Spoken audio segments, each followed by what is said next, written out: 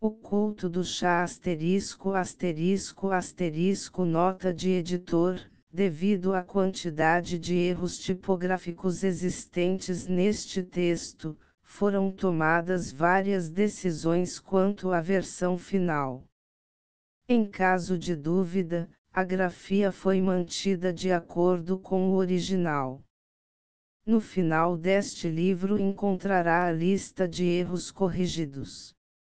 Rita Farinha, outubro 2011, Venceslau de Moraes. O culto do chá, ilustrações de Yoshiaki Kobe. Tipografia do Kobe Herald. Gravuras de Goto Seiko do 1905 a Vicente Almeida Dessa, Sebastião Pérez Rodrigues, Bento Carqueja, isto é, a Trindade Benevolente, que ainda há pouco, de tal longe, me enviou dentro das folhas de um livro as cartas do Japão. O perfume inefável da sua amizade. Ofereço este outro livro, exótico pela forma, exótico pelo texto, mas não pelo sentimento de profunda gratidão que inspirou esta primeira página. Kobe, junho de 1905. Venceslau de Moraes. O culto do chá. Fala-se do Japão, nem, francamente, devera presumir-se que eu ia referir-me a um país qualquer accidental, onde a nossa raça branca floresce. É no Oriente, e em especial no Extremo Oriente, que as coisas comuns da criação ou os usos e costumes trívias da vida são susceptíveis de merecer um tal requinte de solenidade sentimental e de praxes de rito, que constituam um verdadeiro culto. No espírito do europeu, despoetizado pela chateza dos ideais da época, atribulado pelas múltiples exigências da vida, pervertido pela febre do negócio, não medram de há muito os cultos. Especializando a observação ao chá, havemos de convir que este artigo de comércio, que de tal longe nos vem, propositadamente adulterado conforme o nosso gosto, no fim de contas se resume em uma detestável infusão que entrou em moda no esporte social, simples pretexto para repastos pelintras, para reuniões banas, para palestras vãs.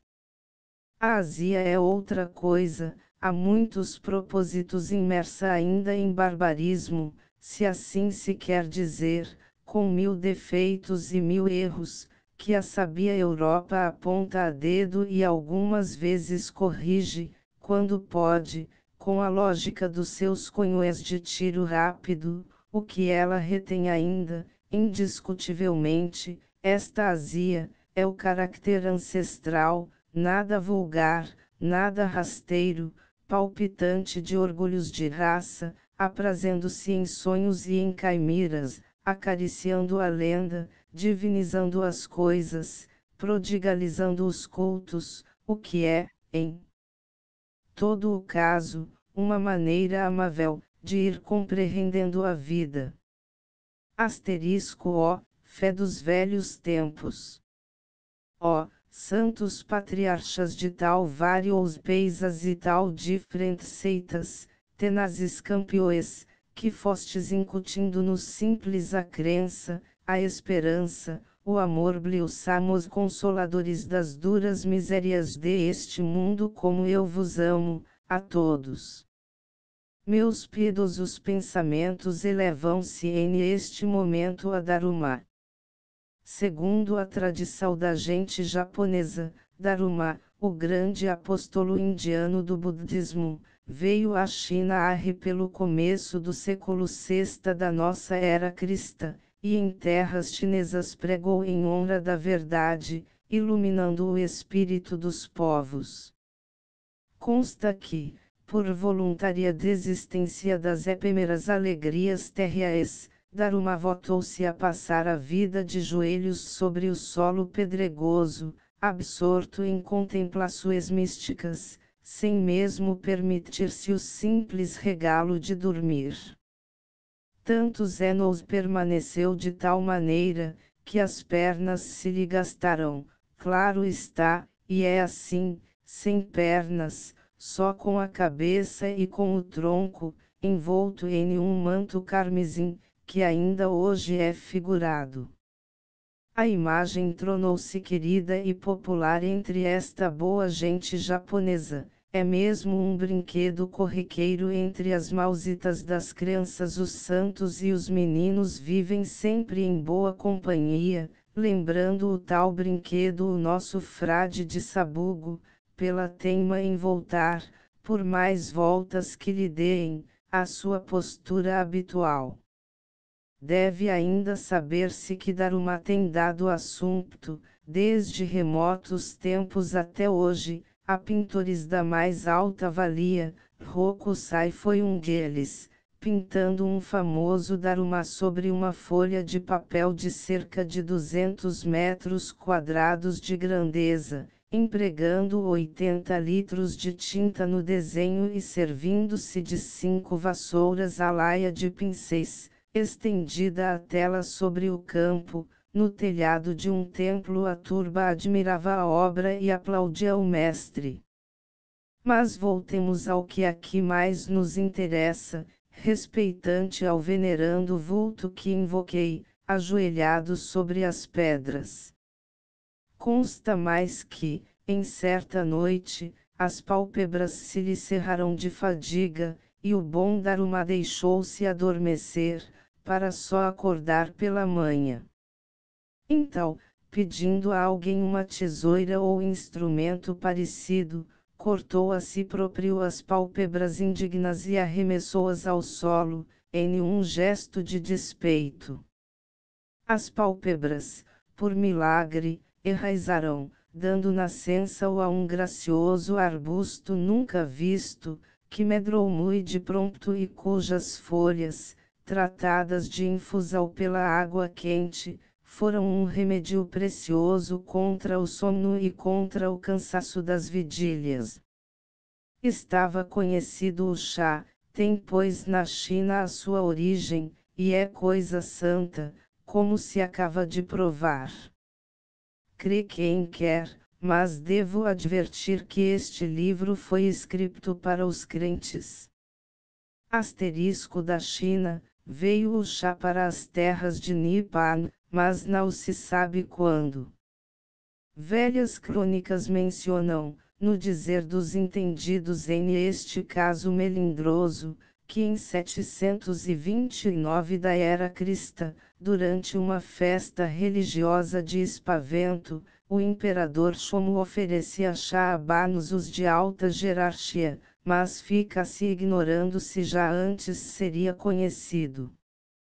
Parece que um bom abade budista, Dengyūdai, foi o primeiro que obteve a planta em solo japonês. Em 805, o chá era então já uma beberagem favorita entre os banos os chineses, que de ela se serviam durante as vigílias prolongadas das suas práticas noturnas.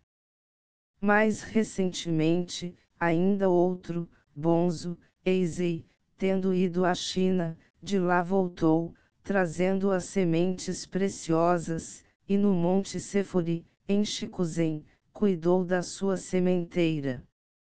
Pouco depois, ainda mais outro Bonzo, sempre os Banzos, de nome Mioye, colhendo de Eisei os vários segredos de cultura, novas sementes adquiriu, e em Toga no Oin-Uji, Lougers vizinhos de Kyoto, atentamente se entreve em cultivar o chá, em Uji, de preferência, foram os resultados excelentes. 2 séculos depois, cerca de 1400, o Shogun, generalíssimo, Ashikawa Yoshimitsu imprimiu vigoroso impulso às plantações de Uji, as quais tanto foram prosperando, mercê da riqueza do torral, que de então até hoje o chá de aquele sítio tem sido celebrado como o melhor de todo o império, dele exclusivamente se serve o imperador. Asterisco: o Japão é a terra das camelias, Camellia japonica, lá diz o latinório dos botânicos. Quando, por fins de novembro, começam os frios e as geadas e pouco tarda que as neves alvejem nos dorsos das montanhas, quando cessam as últimas florescências dos jardins, é então que comecam ostentando-se as belas flores de esta esplêndida família das camelias. Vêm primeiro as sazancas, umas brancas, cutrais rúseas, de mimosíssimas pétalas frisadas, seguem-se as camelias simples, sanguíneas, surgindo da rama espessa de árvores gigantes, espalhadas pelos campos, e após vêm as flores cuidadas, de luxo, variando em inúmeras formas, variando em inúmeros tons, desde o branco de leite eita ao rosilco e negro. Então igualmente desabrocha a pequenina flor do chá, que também é uma camellia, subtilmente perfumada, composta de 5 pétalazinhas elvas contornando e protegendo o feixe áureo dos estames. Asterisco passando, em horas de ócio, junto dos campos de chá, dos quais sinto prazer em acercar-me, palestro com os aldeões e aprendo nos suas varias, respeitantes à delicada planta. Não pode ser transplantada, nem se multiplica por estaca ou por enxerto, só por sementeira se propaga. Os peisas quentes, como os peisas frios, são-lhe nocivos, práspora nos climas temperados, nos sítios lavados de ar e luz, vizinhos dos cursos de água, convindo um ligeiro declive ao solo de cultura. Os arbustos são dispostos em renques paralelos, de norte a sul, para que o sol lhes bata em cheio desde pela manhã até a noite. As plantas mais cuidadas reclamam na primavera grandes toldos de palha, que abriguem das geadas as tenras folhas dos rebentos. Durante o primeiro ano, dispensam adubos, que depois se aplicam em períodos frequentes. A guerra aos vermes, aos insectos, exige zelos incessantes. No fim de 4 anos, já o arbusto se presta à primeira colheita, mas são as velhas plantas, de 100 anos, de 200 anos, as que melhor produzem. Asterisco quem quise tomar conhecimento com a planta de chá, nas melhores condições de prosperidade e em mais belas guelas de aspecto pitoresco, tem de ir até Uji, distante 15 milhas de Kyoto, escolhendo de preferência um dos primeiros dias de maio, quando os rebentos novos começam vicejando, o que marca o início da faina da colheita. Faina e festa, a povoação inteira acorda da sua modorra provinciana, desperta em esperanças, em júbilos, em atividades incansáveis, para votar-se aos cuidados da preciosa folha, deverá presumir-se, em bom critério, que a quadra remoçante da primavera em flores, com aromas nas briças e quenturas criadoras, constitui também um forte estímulo para a alegria repentina que se pinta nos rostos de toda aquela gente. O quadro é deveras aprazível. Após uma banal estação de linha férrea, estende-se a cidadezinha garrida, com as suas vielas muito limpas e a fila de lojinhas abarrotadas de varia mercancia.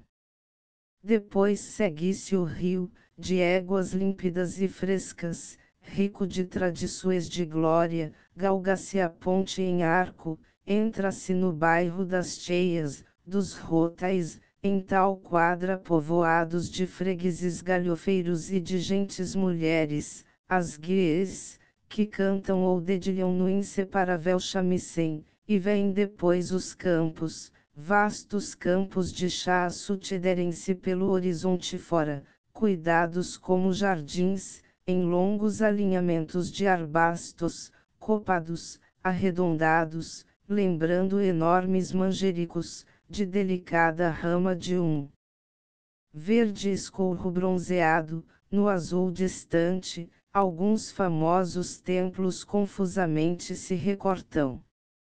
As moças de Udi estriam camonas novos para o caso, arregaçando as mangas com fitas escarlates, amarram em turbante em volta dos cabelos toalhas de cor azul e branca, e assim, esbeltas, graciosíssimas, em lençóis de 10, de 12 companheiras, dirigem-se ao trabalho. É então um encanto para os olhos ir a gente surpreendê-las no afã do seu mister, dispersas pelas campinas fora, como borboletas, indo de um ramo a outro ramo, de um arbusto a outro arbusto, por vezes ocultando-se entre o verde mais denso da folhagem. Os dedos rozios, miudinhos, a escorrerem de orvalho e multiplicando-se em gestos delicados, vão colhendo os rebentos tenros do chá e atirando-os a grandes ceiras dispostas pelo chão, as bacas vão sorrindo, patenteando as enfiadas ervas dos dentinhos, os olhos esbraseam em juvenis amores inconfessados, as vozes unem-se às vozes, em ritmos comoventes de velhas canções loucas, quando nasce o sol radioso por cima de aquele oiteiro, todas as éguas do rio parecem mesmo um braseiro. Em estas éguas do rio Deus de tal milagrosas que são, lavam-se todos os males de que sofre o coração. No campo, as raparigas.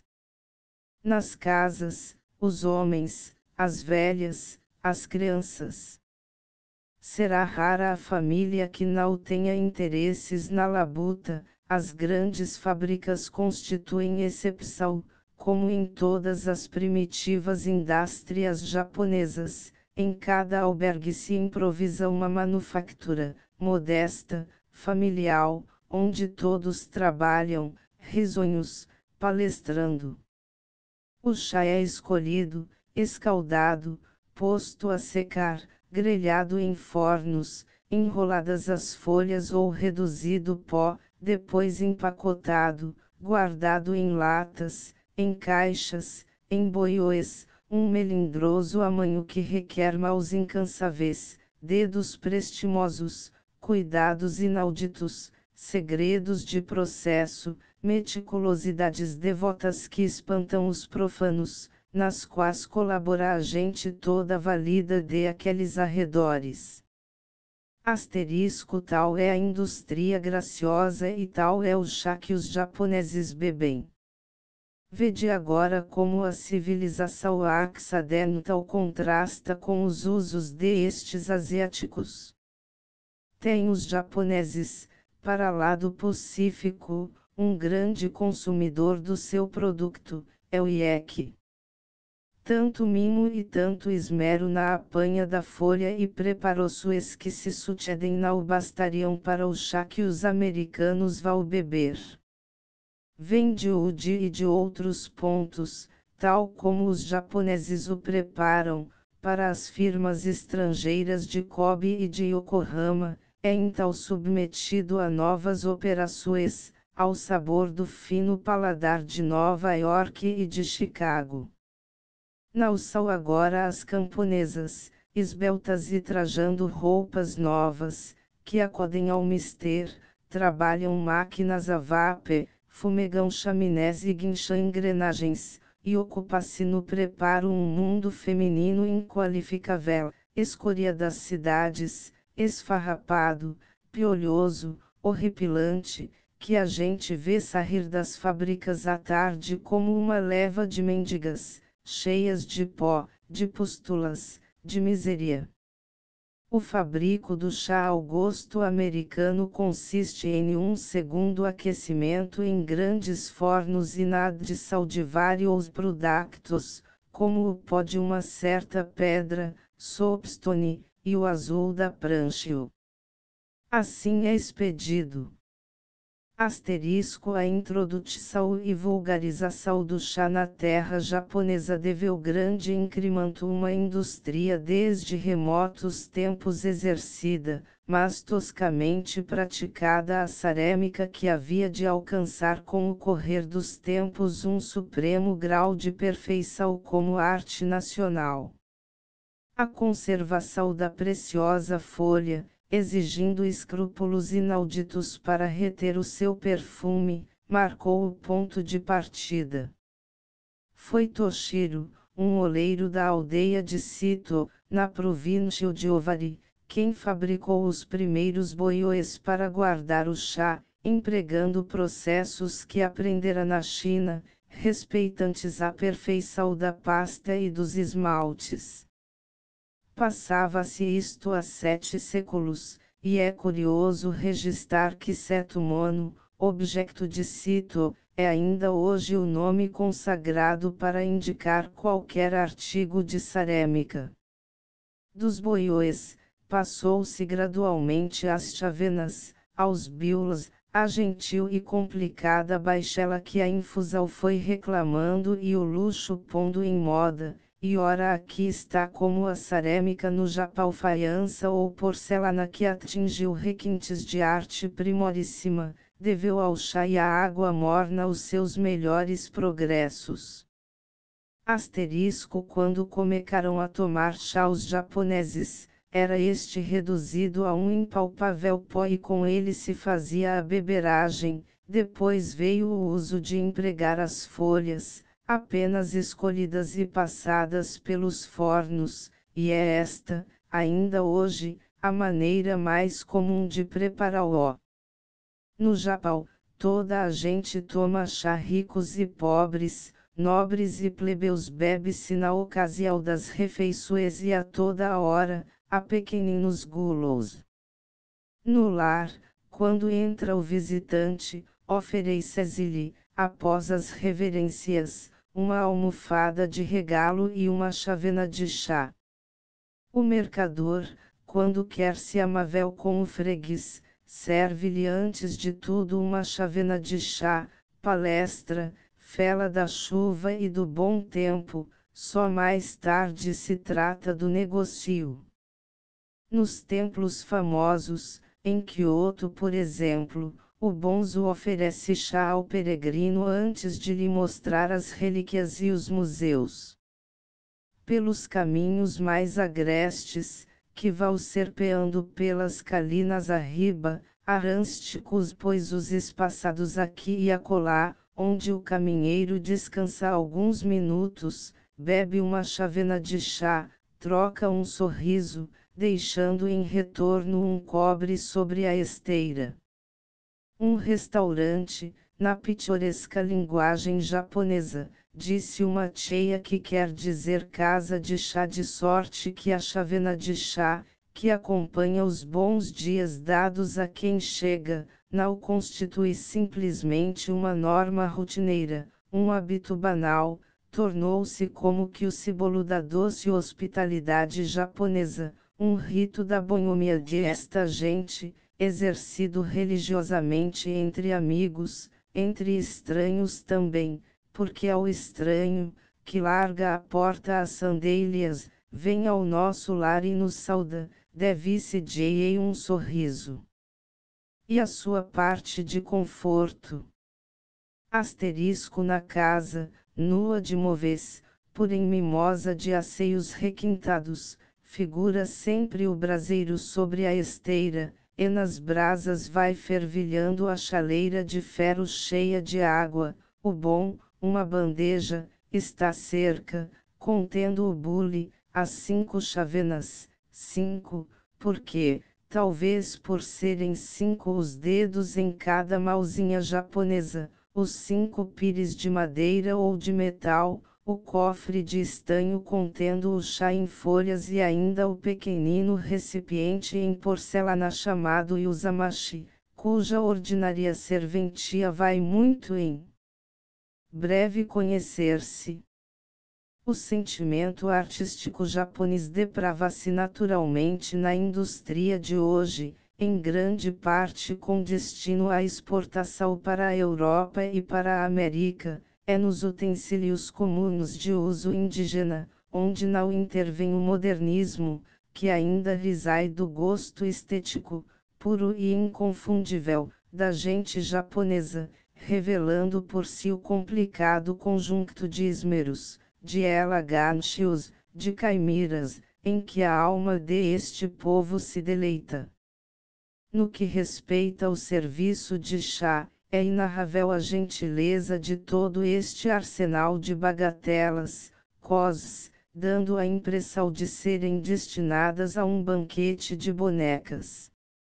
A água passa da chaleira para o yuzamashi, onde arrefece, pois é preceito fazer-se o chá com água que ferveu, mas Jei não ferve, preparar-se depois no bule a infusão, que é oferecida aos hóspedes nas pequeninas taças de fina porcelana. Eis a singela prática e eis a modesta oferta, actos da vida íntima não poucas visas repetidos durante cada dia, desde pela manhã até a noite.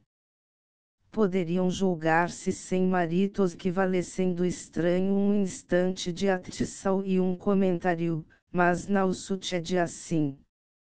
Para a alegria dos olhos, a simples preparação do chá imprime um relevo delicioso à graciosidade inata na Musum na tudo que lhe é mais habitual, de joelhos sobre a esteira, junto do seu braseiro. A mímica é impressiva, e única, privilégio de aquela figurinha meiga e ondulante e de aquela buliçosa mal, de finíssimos contornos, da japonesa, que é, em suma, a Eva mais gentilmente pueril, mais captivantemente chimérica, mais feminina enfim, de todas as Ivas deste mundo. Parece certo que jamais o japonês, que ignora o beijo, haja poisado a boca em aquele mal que exibe as splenders de graça para servir-lhe o chá, o forasteiro, em intimidade serena, pode ensaiar o galanteio se a fantasia o tenta, e então verá talvez, que a mausita da Musum é, reconhecida ao afago, se conchega de encontro aos lóbios, se demora, como uma rola doce ou gulosa de carinhos.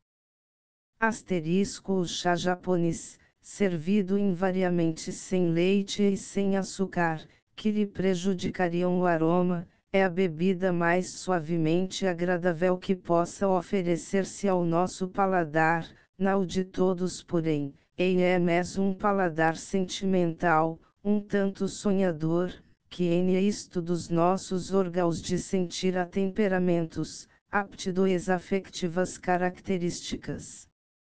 O Gyokuro, por exemplo, que é o mais celebrado chá de uji e de todo o Japão, instila subtilezas balsâmicas de sabor, que mais parece um perfume. Poderia dizer-se que uma maravilhosa alquimia conseguiu-lhe que fazer os aromas de flores dos jardins, flores silvestres transferido do olfato ao paladar a impressão do gozo. Assim é o Gyokuro. Claro está que as palavras não podem traduzir senão por comparação às emoções sentidas, e esta, a do agradoce deliciosíssimo que nos fica nos lóbios, persistindo, como na memória persiste uma reminiscência, uma saudade, é incomparável. O chá japonês tem a virtude de mitigar a sede. Assim se explica o hábito dos japoneses não beberem água, mesmo na força dos kellars, em pleno agosto, a chávena de chá, saboreada a goles, lhes dá pleno consolo.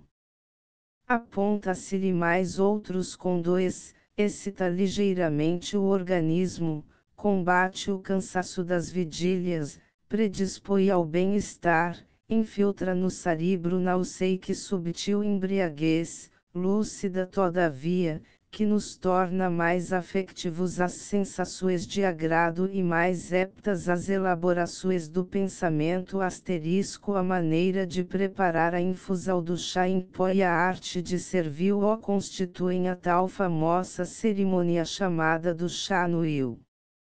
Foi assim que o uso do chá se introduziu no Japão, como uma prática litúrgica dos frades budistas da seita de Danzo, exercida no propósito de prolongar as místicas vigílias preceituadas, servia ao mesmo tempo de pretexto para reuniões íntimas, que eram, imagina-se, um aprazível desenfado à proverbial monotonia do convento, sendo um meio eficaz de estreitar laços de estima, pelas confidências segredadas, pelos sorrisos beatíficos que se cruzavam, enquanto que a única taça ia passando, de mal em mal, de boca em boca, fraternalmente, até a esvaziar. Mais tarde adoptou-se entre o povo o uso das folhas, mas o chá no Yu persistiu nas bonzarias, propagando-se também nos costumes profanos, então com um exuberante luxo de aparato, que muito apaixonou a alta nobreza. Pelos dias que correm, ainda está em moda, sem distinção de classes, é um hábito gentil que ficou dos velhos tempos e a que todos podem entregar-se, tido em valia pela delicadeza estética do cinério e ainda não despido do prestígio ortodoxo que lhe vem da remota tradição. O chá do Yu, se pode definir-se, é a arte de preparar a infusão do chá em pó, com esses escrúpulos de limpeza, com esses requintes de elegância de que só é capaz o japonês, sendo a bebida oferecida a alguns amigos de eleição, adrede reunidos em um recinto disposto para a paz do pensamento e para o agrado dos sentidos. Bom é dizer agora que os códigos referentes à matéria tal grave são inúmeros, diversas as escolas, e os grandes profissionais, chajin, homens do chá, de celebridade imoredora, centenas de volumes escreveram sobre o assunto. Tudo foi regulamentado e comporta um preceito, que não é lícito esquecer. Num tempos áureos do chá no Yu, o pavilhão que recebia os hóspedes era construído em um jardim e obedecia a uma arquitetura inconfundível. No seu arranjo interno, para a cor das paredes, para a disposição de luz, para o número das esteiras, para a jarra com flores ou com um ramo de árvore, havia praxes a seguir. O kakemono, quadro suspenso da parede, devia representar uma paisagem que fosse impressionar a pupila com carinho, ou antes uma simples sentença escrita por um pincel de mestre caligráfico, pois nada comove tanto a aguda sensibilidade de esta gente como os seus caracteres de estranha construção, cada um equivalendo já a uma síntese de ideias e predispondo, pela sentida contemplação, ora por uma desenvoltura de traço, ora por uma ondulação de curva ao vago discorrer da alma sonhadora. O plano do jardim submetia-se a regras determinadas, pelas quais o engenho indígena se revelava em graças prodigiosas, aqui pelos contornos do lago e pelas pontezinhas que o cruzavam, eilam pela escolha dos arbustos e das pedras, na intenção ingênua e amorosa de impor à vista a ilusão de uma paisagem rústica, reduzida a proporções cosas. Mais do que isto, a alma das coisas, o que de inexplicável e de subtil parece emanar de um conjunto qualquer onde os olhos se pôsem tranquilidade das sombras, arrogância de um tronco, ternura das relvas, devia ressaltar sugestivamente do jardinzinho japonês, imprimir-lhe um caráter, uma filosofia, acordando na mentalidade dos visitantes um sentimento de paz, de triunfo, de saudade. Claro está que as flores de luxo, como as rosas, como as camílias, como as peônias, eram excluídas, por impróprias da intenção de quadro agreste dada à China. Era de estilo a monumental lanterna, tal como se encontra nos templos, de pedra, tanto mais valiosa quanto mais esverdeada e roída de vetustos musgos, e espalhando pela noite vagas claridades coadas pelas suas frestazinhas cobertas de papel, os japoneses deleitam-se em contemplar, após uma nevada, as amplas quilpialas em umbela de estas lanternas de templos e de jardins, receptáculos onde a neve poisa e se demora, em fofos velo de formas de que extravagantes, de deslumbrante alvura.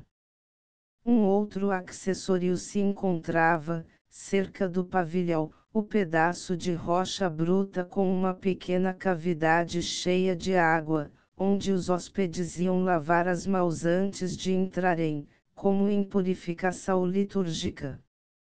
Até a linguagem empregada entre os convivas obedecia a regras de pragmática, os assuntos de religião ou de política eram banidos, a prece devia modelar-se em um agradável discorrer, sem ferir melindres de ninguém. A cortesia impunha-se, preceituava-se que o hóspede proferisse palavras de louvor pelo que via alfaias de serviço, arranjo do aposento, horizontes em volta mas sem insistência em demasia, que poderia parecer pouco sincera ou pelo menos importuna. Variadíssimos objetos devem encontrar-se no aposento, como o braseiro, o carvão de reserva contido em um cestinho, a chaleira, o abano de penas, o cachimbo, o tabaco, o pincel, o papel e a escrivaninha. Os artigos destinados particularmente ao chá, muitas vezes contidos em um estojo especial, são os seguintes: a boceta com perfumes, que antes de tudo se lançam sobre as brasas e embalsamam o ambiente, a jarra com a água fria e a competente colher feita de um pedaço de bambu, o chá em pó NAM cofrezinho de charal e a colherinha adjunta, 2 taças, de barro ou de porcelana, uma usada no verão, de cor clara, e outra escura, usada no inverno, um curioso utensílio feito de finas lascas de bambu, reunidas em feixe, com que se agita na chávena a mistura do chá em pó com a água morna, finalmente a tigela onde se lavam e o pedaço de seda de finíssimo tecido, com que se enxugam as peças empregadas. É o dono da casa quem deve preparar o chá, solenemente, prescindindo do mais ligeiro auxílio dos criados, é ele que o oferece aos convidados. A mal executa 75 movimentos, em um chá no io havido por singelo, e 300, quando requeridas todas as formalidades ortodoxas.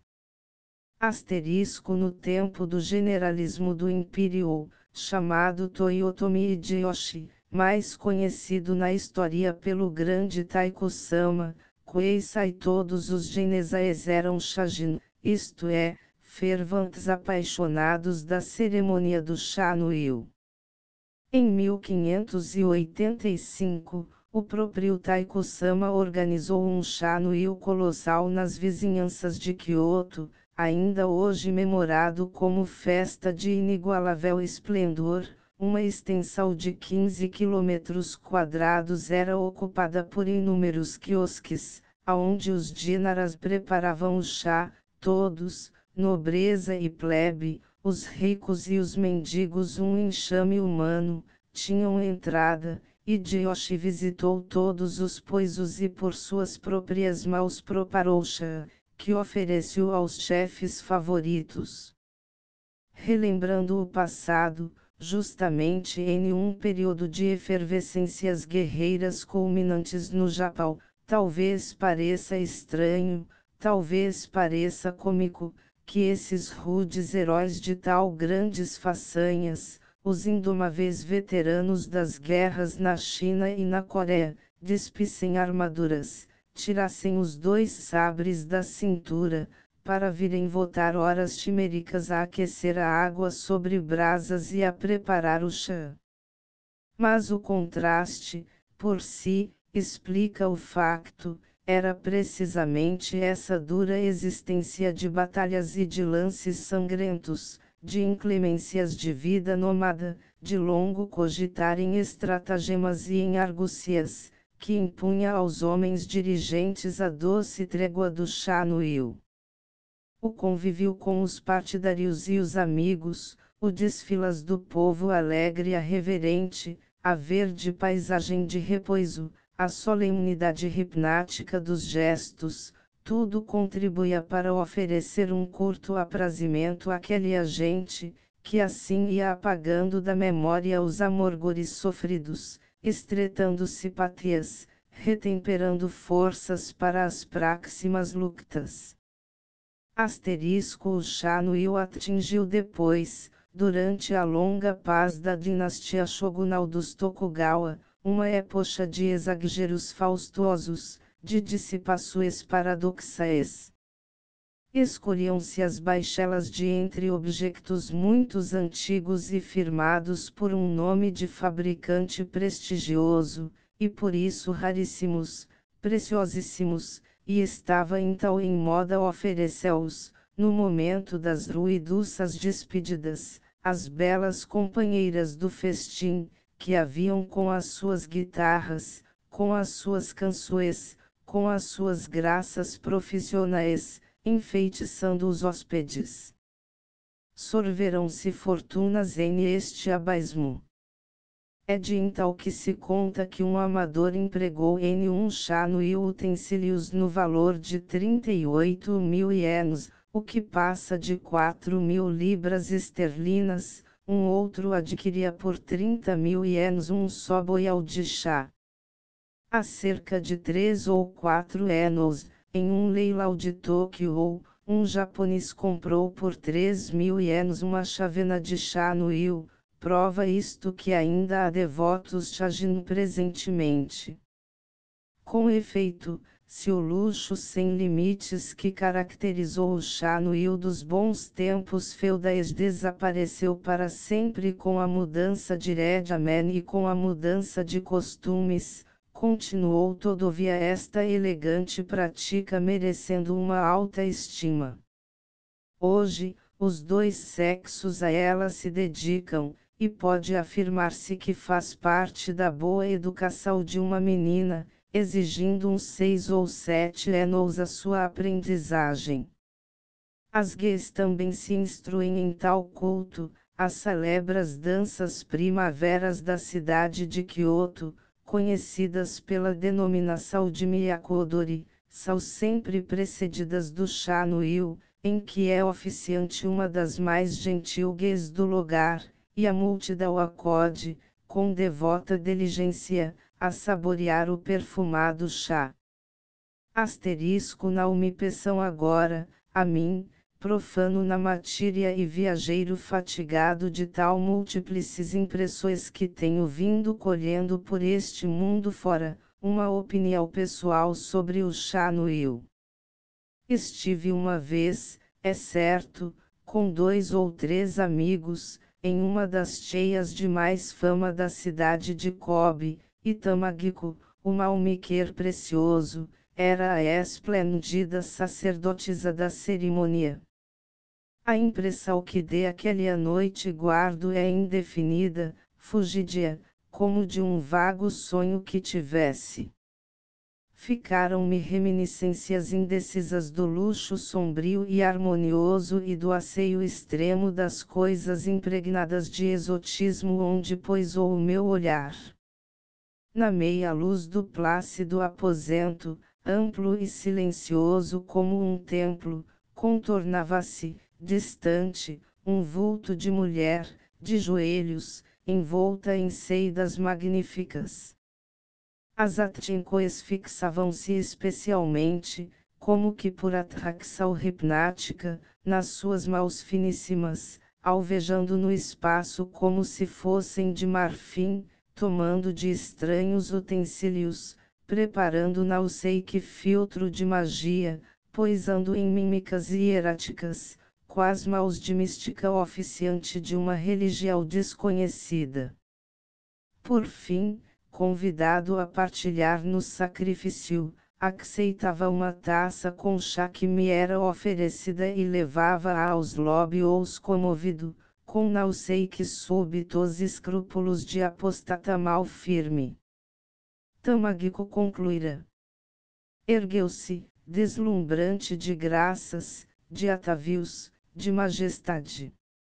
O seu rostinho meigo iluminava-se em tal da exaltação beatífica que lhe eletrizava o espírito, dirigiu sobre nós a ardência negra dos seus olhos, saudou-nos reverente, não porque uma ínfima cortesia sequer lhe merecêssemos pobres ocidentais ignaros, mas em estricta obediência aos preceitos rituais, e desapareceu da China. Asterisco a propósito de estas divagações respeitantes ao chá e ao seu culto, vem-me agora ao pensamento e ainda me compunge um dramático episódio da existência íntima japonesa, que contado me foi há cerca de 3 anos. Vou tentar descrevê-lo. Era no fim de maio. Eu achava-me em Kobe. Um meu amigo japonês, Shajin apaixonado, partira para Uji, onde devia assistir a umas costumadas reuniões voltadas ao chá no Rio, em casa de um parente, cuja filha, a gentilíssima Oana, era exímia na arte. Entre nós ficara combinado que eu iria encontrá-lo, passadas 3 semanas, em Nara, a cujos velhos monumentos queríamos votar horas de estudo. Haviam decorrido apenas uns 3 dias, quando do tal sujeito recebi um bilhete, pouco mais ou menos em estes termos: pode seguir para Nara, onde me encontrará. Falhou o chá no Rio. Oana suicidou-se. Pesava sobre ela uma desdita igual à pobre Ishi da lenda. Ora, eu conhecia Oana, e a lenda, que por signal constituía o tema de uma notável peça de teatro, não me era de todo estranha. Asterisco, vamos por partes. A lenda é como segue. Não sei há quantos séculos e nem sei em que lugar, nem importa sabê-lo, havia em certa rua 2 estabelecimentos de negócio, dos que se chamam yaoya em língua do pez, onde se vendem variadas provisões, frutos, legumes, hortaliças, ovos, peixe e muitas coisas mais defrontavam um com o outro.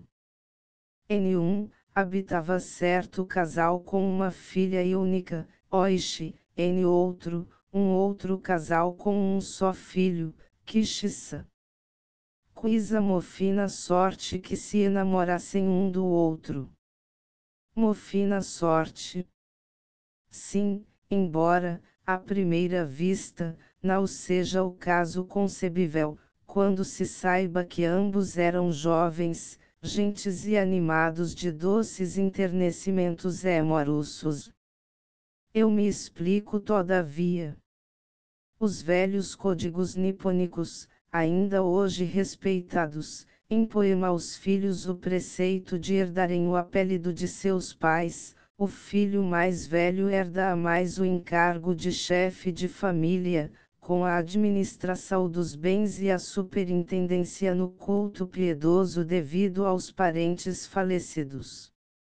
É por este processo que as genealogias não oferecem mistérios e as famílias se eternizam, conservando religiosamente o mesmo apelido durante séculos sem conto, cessando apenas no caso excepcional de todos os descendentes acabarem, consanguíneos ou não, pois é de uso corrente chamar ao lar, por adopção, filhos alheios.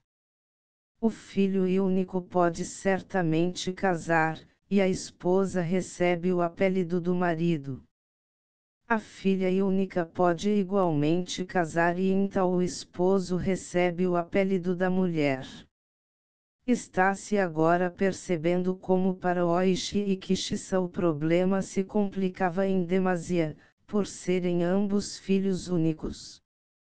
Um meio só se apresentava, o de uma das famílias adoptar um filho estranho, sobre quem recaíssem os encargos de uma suposta primogenitude.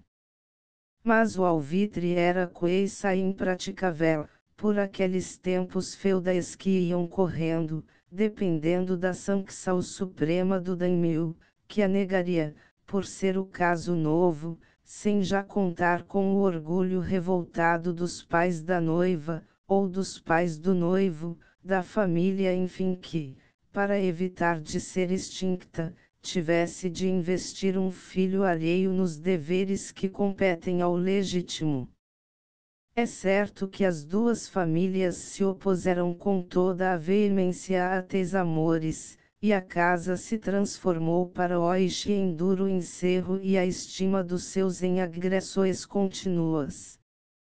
Foi então que a pobre Muzum captiva em uma alcova, desesperada, louca de amores, meditou em pôr fogo ao seu lar de tormentos, na crença de que as chamas lhe trariam a liberdade e o ensejo de reunir-se àquele a quem votara todo o seu afecto. Errou porém nos cálculos, como sucede tantas vezes quando se tem 15 anos e o pensamento voeja no mundo das caimeras, descoberto o seu crime apenas posto em prática, foi trazida à justiça da cidade e condenada à morte. Vem agora a propósito narrar um pormenor curioso, que é de toda a tragédia o que mais me enternece. A miséria seguia, conforme o estilo, pelas ruas populosas, amarrada ao dorso de uma besta, para ignomínia própria e para lixal do povo, mais tarde seria executada. A meio da jornada expiatória, os seus longos cabelos soltos, como até então eram usados, caíam-lhe em desalinho sobre a fronte, cheios da poeira dos caminhos, escorrendo de suor, fustigando-lhe as faces. Então, ou porque quisesse poupar-se a um tormento a mais, ou quem sabe, por um resto de garridice deminia, viram-ne a rasgar com os belos dedos trêmulos um pedaço da seda carmesim do forro do vestido, com quem amarrou junto à nuca, erguendo os braços, esses pobres cabelos. A ideia pareceu graciosa às raparigas, que se iam juntando em grupos curiosos para observarem o cortejo, e desde então as japonesas começaram de usar aquele enfeite, que persiste até hoje e a que chamam kikidashi literalmente, farrapo em memória de Oishi, a triste namorada de Kishisa, mas vamos depressa ao fim da história. Quando em Nara deparei com o meu amigo japonês, o triste fim de Oana esclareceu-se em breve. Havia em Uji duas famílias abastadas, Fukumoto e Yamaguchi, possuindo as mais belas culturas de chá daqueles campos.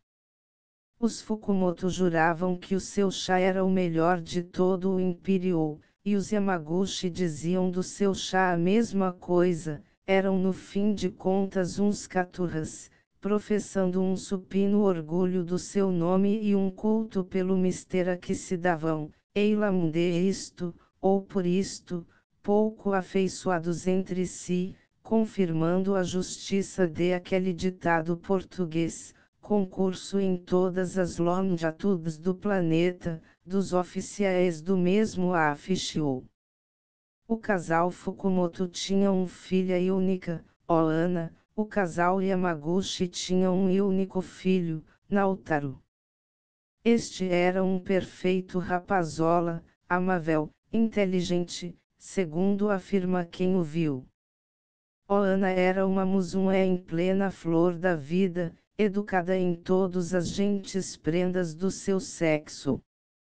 Ninguém como ela desprendia suavíssimos sons do culto, a harpa nacional, nenhumas mal se mostravam tal abês de pinheiro ou de lírios floridos trazidos do jardim, no chá no Rio era incomparável. Eu vi Oana uma só vez, nos parques de Kyoto, quando em peregrinação primaveral se vai contemplar, à luz da lua, a celebra cerejeira de Goiânia, toda vestida de pequeninas pétalas. Oana era uma dessas japonesinhas embebidas de enlevo e de exotismo, tais como vós as conheceis dos leques, dos biombos. Isto basta, a falta de melhor, para definir-lhe o vulto em miniatura, esguio e ondulante, coberto de seidas preciosas, e para imaginar-lhe o rosto pálido em forma de pevide de melau, os olhinhos cerrados, os finos traços das sobrancelhas em viés, a boquinha sorridente, rubra, lembrando uma cereja, e o penteado colossal como uma enorme borboleta de azeviche, que lhe houvesse pousado, de asas abertas, sobre a nuca. Ria, curvava-se em mesuras, em meneios, agitando no ar as descomunais mangas do kimono, e lá ia seguindo o seu caminho entre um bando de amigas, antes zigue-zagueando, a passos miudinhos, indecisos, sem intuito.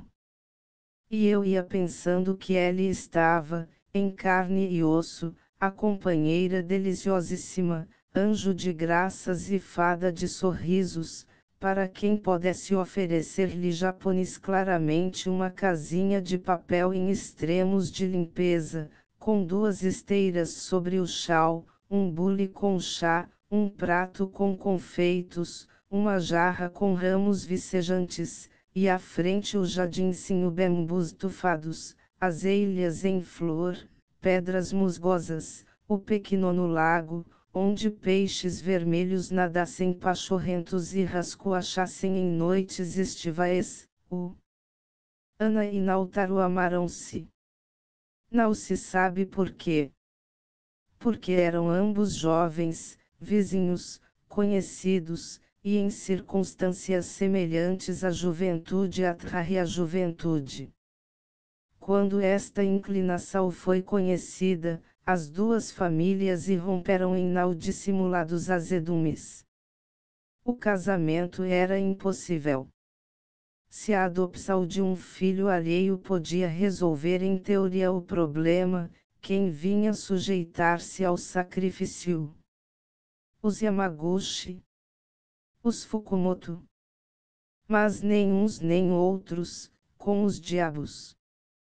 Os nomes das 2 famílias, procedentes de uma linhagem tal remota que em vão se tentaria investigar-lhes a origem, gozavam em todo o império de um prestígio inconfundível, conquistado durante anos sem conto pela probidade mercantil dos seus negócios, pela excelência do chá da sua lavra, pela nobre clientela nos castelos, podendo apenas pôr-se em dúvida, se o chá dos Yamaguchi preferível ao chá dos Fukumoto.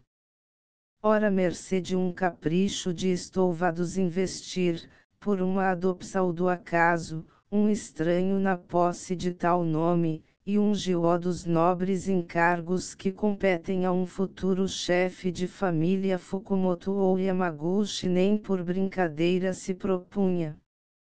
Que Oana e Nautaro se casassem, entendia-se, era esse mesmo o seu dever, de perpetuar pela prole os nomes dos avós, mas confiassem no bom tacto dos pais, que saberiam escolher-lhes noivos do seu agrado e em condições de não virem perturbar a paz das famílias e ferir o amor das tradições.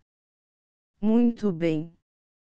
Quando os dois namorados se convenceram da impossibilidade de viverem um para o outro, tiveram certa noite uma furtiva entrevista à beira do Ujigawa, a pitoresca ribeira, que então serpeava em grande cheia de éguas, resultado das últimas chuvas copiosas. Deram-se as mãos, parece, sorriam-se um para o outro, não se sabe o que segredaram entre si, porque ninguém está ele para os ouvir. Quando, ao romper do dia, as moças de Udi seguiam para a apanha do chá, em rente os galhofeiros, quedaram-se de repente junto ao rio, cheias do espanto, de pavor, vendo a boiar dois corpos detidos na maranha dos jacos, rígidos, lívidos, mortos, porém sorrindo ainda e dando-se ainda as mãos, asterisco em estas éguas do rio Deuge, tal milagrosas que são, lavam-se todos os males de que sofre o coração. Lista de erros corrigidos. Aqui encontram-se listados todos os erros encontrados e corrigidos. Original correção. Jogo da Velha, página 19. De outros Jogo da Velha, página 23. Uma norma. Jogo da Velha, página 24. E Indústria, na Indústria. Jogo da Velha, página 24. A Modernismo, o Modernismo. Jogo da Velha, página 26. De Flores. Jogo da Velha, página 33. Extensão. Jogo da Velha, página 33. Homens. Jogo da Velha, página 37. Desapareceu. Jogo da Velha, página 38. A pele do Jogo da Velha, página 39. Das famílias. Jogo da Velha, página 39. E uma suposta. Jogo da Velha, página 45. Pela excelência. Jogo da Velha, página 45. Nobres encargos. Asterisco. End of the Project Gutenberg e-book O Culto do Chá. Asterisco. Update de editions will replace the previous one. The old editions will be renamed. Creating the works from print editions not protected by US copyright law means that no one owns the United States copyright in these works. So the foundation, and you, can copy and distribute it in the United States without permission and without paying copyright royalties. Special rules, set forth in the general terms of use part of this license, apply to copying and distributing Project Gutenberg trademark electronic works to protect the Project Gutenberg trademark concept and trademark. Project Gutenberg is a registered trademark, and may not be used if you charge for an e-book, except by following the terms of the trademark license, including paying royalties for use of the Project Gutenberg trademark. If you do not charge anything for copies of this e-book, complying with the trademark license is very easy. You may use this e-book for nearly any purpose such as creation of derivative works, reports, performances and research. Project Gutenberg e-books may be modified and printed and given away. You may do practically anything in the United States with e-books not protected by US copyright law. Redistribution is subject to the trademark license, especially commercial redistribution. Start, Full license the full project Gutenberg license please read this before you distribute or use this work to protect the project Gutenberg trademark mission of promoting the free distribution of electronic works, by use or distributing this work, or any other work associated in any way with the phrase project Gutenberg. You agree to comply with all the terms of the full project Gutenberg trademark license available with this file or online at www.gutenberg.org/license. Section 1. General Terms of Use and Redistributing Project Gutenberg Trademark Electronic Works 1. By reading or use any part of this project Gutenberg Trademark Electronic Work, you indicate that you have read, understand, agree to and accept all the terms of this license and intellectual property, trademark/copyright, agreement. If you do not agree to abide by all the terms of this agreement, you must cease use and return or destroy all copies of Project Gutenberg trademark electronic works in your possession.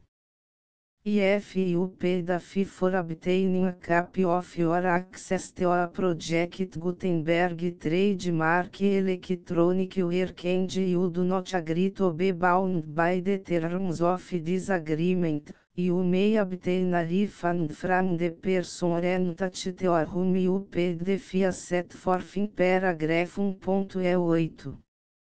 1.b Project Gutenberg is a registered trademark. It may only be used on or associated in any way with an electronic work by people who agree to be bound by the terms of this agreement. There are a few fees that you can do with most Project Gutenberg trademark electronic works even without complying with the full terms of this agreement. See paragraph 1.c below. There are a lot of fees you can do with Project Gutenberg trademark electronic works if you follow the terms of this agreement and help preserve free future access to Project Gutenberg trademark electronic works. See paragraph 1.i below. 1c. The Project Gutenberg Literary Archive Foundation, the Foundation or PGLAF, owns a compilation copyright in the collection of Project Gutenberg trademark electronic works.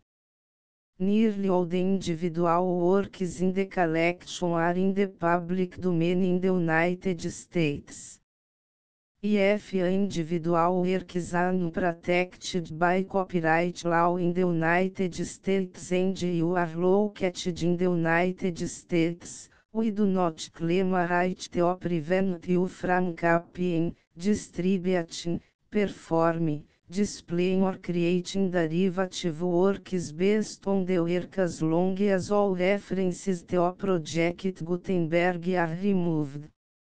Of course, we hope that you will support the Project Gutenberg trademark mission of promoting free access to electronic works by freely sharing Project Gutenberg trademark works in compliance with the terms of this agreement for keep the Project Gutenberg trademark name associated with the work. You can easily comply with the terms of this agreement by keep this work in the same format with its attached full Project Gutenberg trademark license when you share it without charge with others. 1.d. The copyright laws of the place where you are located also govern what you can do with this work. Copyright laws in most countries are in a constant state of change. If you are outside the United States, check the laws of your country in addition to the terms of this agreement before downloading, copying, displaying, performing, distributing or creating derivative works based on this work or any other project Gutenberg trademark work. The Foundation makes no representations concerning the copyright status of any work in any country other than the United States. Unless you have removed all references to a project Gutenberg. 1.1. The following sentence, with active links to, or other immediate access to, the full project Gutenberg trademark license must appear permanently whenever any copy of a project Gutenberg trademark work, anywhere on which the phrase project Gutenberg appears, or with which the phrase project Gutenberg is associated, is accessed, displayed, performed, viewed, copied or distributed. This ebook is for the use of anyone anywhere in the United States and most other parts of the world at no cost and with almost no restrictions whatsoever. You may copy it, give it away or reuse it under the terms of the project Gutenberg license included with this ebook or online at www.gutenberg.org. If you are not located in the United States, you will have to check the laws of the country where you are located before use this ebook. 1.2. If an individual project Gutenberg trademark electronic works derived from texts not protected by US copyright law, does not contain a notice indicating that it is posted with permission of the copyright holder, the work can be copied and distributed to anyone in the United States without paying any fees or charges. If you are redistributing or providing access to a work with the phrase project Gutenberg associated with or appearing on the work, you must comply either with the requirements of paragraphs 1.1 through 1.7 or obtain permission for the use of the work and the project Gutenberg trademark as set forth in paragraphs 1.8 or 1.9. 1.3. If an individual project Gutenberg trademark electronic works posted with the permission of the copyright holder, your use and distribution must comply with both paragraphs 1.1 through 1.7 and any additional terms imposed by the copyright holder. Additional terms will be linked to the project Gutenberg trademark license for all works posted with the permission of the copyright holder found at the beginning of this work. 1.4. Do not unrecord that or remove the full project Gutenberg trademark license terms from this work, or any files containing a part of this work or any other work associated with project Gutenberg trademark. 1.5. Do not copy, display, perform, distribute or redistribute this electronic work, or any part of this electronic work, without permanently displaying the sentence set forth in paragraph 1.1 with active links or immediate access to the full terms of the project Gutenberg trademark license. 1.6. You may convert to and distribute this work in any binary, compressed, marked up, non-proprietary or proprietary including any word processing or hypertext form. However, if you provide access to or distribute copies of a project Gutenberg trademark working format other than plain vanilla ASCII or other format used in the official version posted on the official project Gutenberg trademark website, www.gutenberg.org, fecha parênteses, you must, at no additional cost, for expense to the user, provide a copy, a means of exporting a copy, or a means of obtaining a copy upon request, of the work in its original plain vanilla ASCII or other form. Any alternate format must include the full project Gutenberg trademark license as specified in paragraph 1.E1. 1.E7. Do not charge a fee for access to, viewing, displaying, performing, copying or distributing any project Gutenberg trademark works unless you comply with paragraph 1.E8 or 1.E9. 1.E8.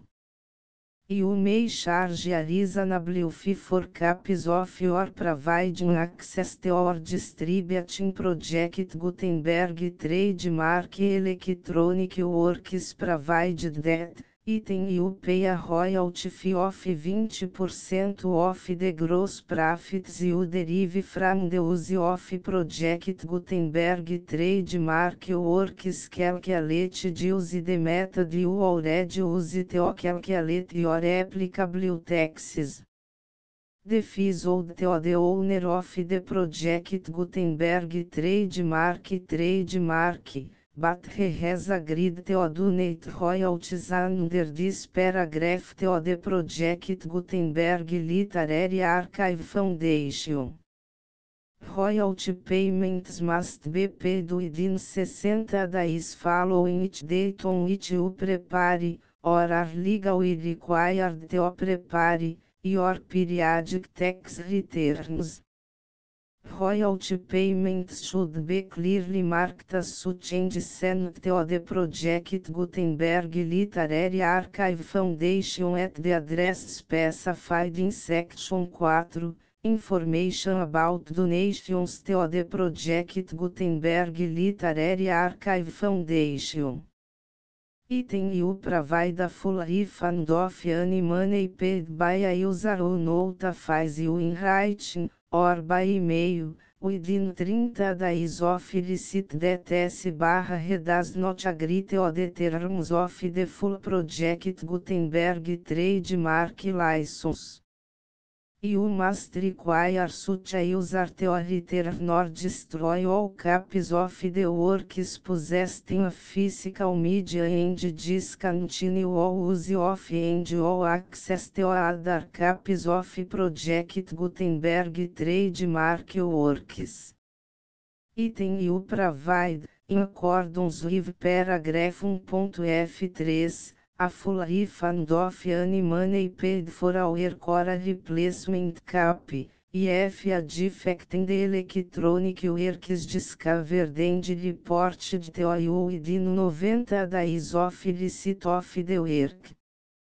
Item you comply with all other terms of this agreement for free distribution of project Gutenberg trademark works. 1.E9. If you wish to charge a fee or distribute a project Gutenberg trademark electronic work or group of works on different terms than are set forth in this agreement, you must obtain permission in writing from the project Gutenberg Literary Archive Foundation, the manager of the project Gutenberg trademark. Contact the foundation as set forth in section 3 below. 1.F1.F1 Project Gutenberg Volunteers and Employees Expand Considerable Effort to Identify, do Copyright Research on, Transcribe and Proofread Works Not Protected by US Copyright Law in Creating the Project Gutenberg Trademark Collection. Despite these efforts, Project Gutenberg Trademark Electronic Works, and the media on which they may be stored, may contain defects such as, but not limited to, incomplete, inaccurate or corrupt data, transcription errors, a copyright or other intellectual property infringement, a defective or damaged disk or other medium, a computer virus, or computer codes that damage or cannot be read by your equipment. 1.F2 Limited Warranty, Disclaimer of damages, except for the right of replacement or refund described in paragraph 1.F3, the Project Gutenberg Literary Archive Foundation, the owner of the Project Gutenberg Trademark, and any other party distributing Project Gutenberg Trademark Electronic Work under this agreement, disclaim all liability to you for damages, costs and expenses, including legal fees. You agree that you have no remedies for negligence, strict liability, breach of warranty or breach of contract except as provided in paragraph 1.F3. You agree that the foundation, the trademark owner, and any distributor under this agreement will not be liable to you for actual, direct, indirect, consequential, punitive or incidental damages even if you give notice of the possibility of such damage. 1.F3 Limited right of replacement or refund, if you discover a defect in this electronic work within 90 days of receive it, you can receive a refund of the money, if any. You paid for it by sending a written explanation to the person you received the work from. If you received the work on a physical medium, you must return the medium with your written explanation. The person or entity that provided you with the defective work may elect to provide a replacement copy in lieu of a refund. If you received the work electronically, the person or entity providing it to you may choose to give you a second opportunity to receive the work electronically in lieu of a refund. If the second copy is also defective, you may demand a refund in writing without further opportunities to fix the problem. 1.F4 Except for the limited right of replacement or refund set forth in paragraph 1.F3, this work is provided to you as is, with no other warranties of any kind, express or implied, including but not limited to warranties of merchantability or fitness for any purpose. 1.F5 Some states do not allow disclaimers of certain implied warranties or the exclusion or limitation of certain types of damages. If any disclaimer or limitation set forth in this agreement violates the law of the state applicable to this agreement, the agreement shall be interpreted to make the maximum disclaimer or limitation permitted by the applicable state law. The invalidity or unenforceability of any provision of this agreement shall not void the remaining provisions.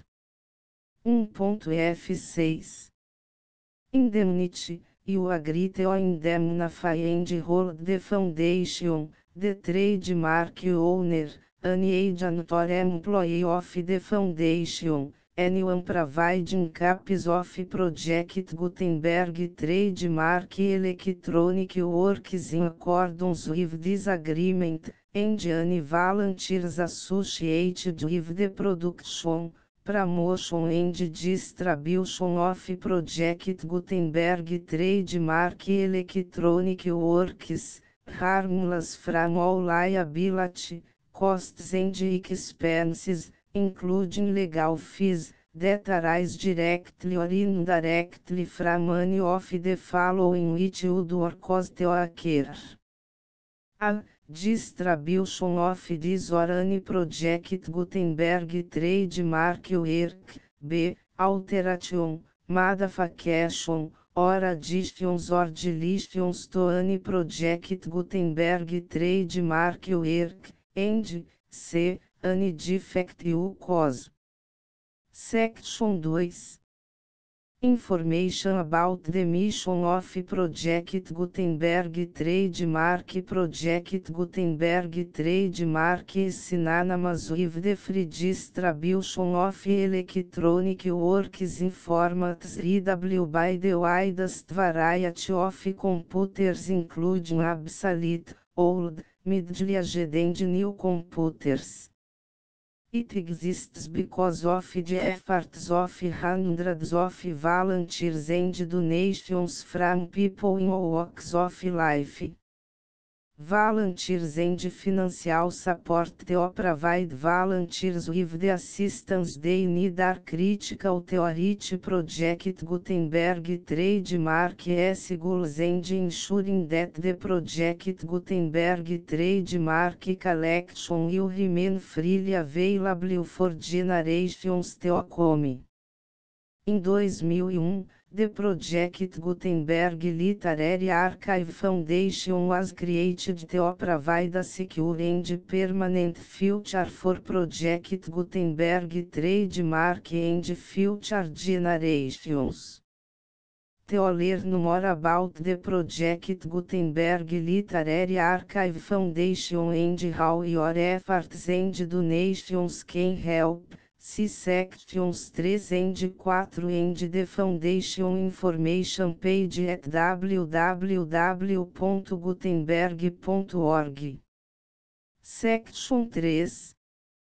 Information about the Project Gutenberg Literary Archive Foundation. The Project Gutenberg Literary Archive Foundation is a non-profit 501(c)(3) educational corporation organized under the laws of the State of Mississippi and granted tax-exempt status by the Internal Revenue Service.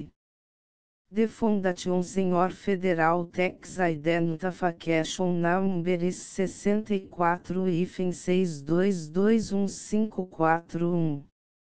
Contributions to the Project Gutenberg Literary Archive Foundation are tax deductible to the full extent permitted by U.S. federal laws and your state's laws. The Foundation's business office is located at 809 North 1500 West, Salt Lake City, UT 84116, 8015961887.